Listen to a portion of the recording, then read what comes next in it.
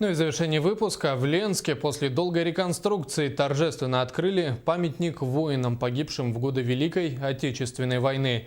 Несмотря на морозную погоду, на набережной собрались представители власти, депутаты, ветераны войны и тыла, а также обычные жители города.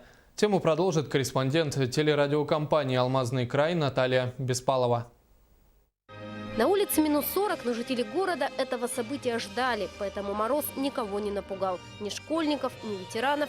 Жительница блокадного Ленинграда Галина Борисова, которая в 12 лет познала весь ужас войны, сегодня испытывает особый трепет. Ведь именно в этот день, 72 года назад, ее родной город освободили от фашистов.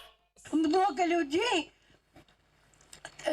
погибало, когда вывозили зимой через Ладогу.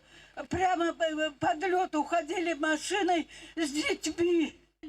Открытие памятника и зажжение вечного огня специально приурочили ко Дню воинской славы, Дню прорыва блокады.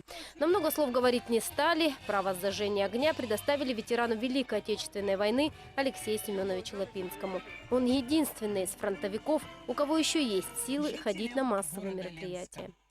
Огонь вот зажгли, это вечный огонь, действительно павших героев помянуть.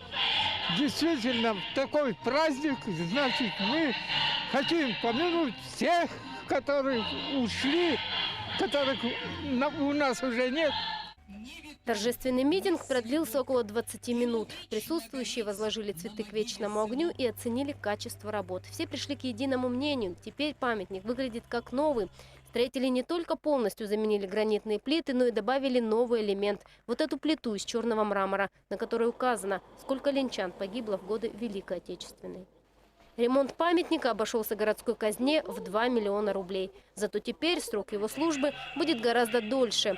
Здесь, на берегу Лены, обелиск воинам, погибшим в годы Великой Отечественной войны, больше не тронут ни морозы, ни ветра.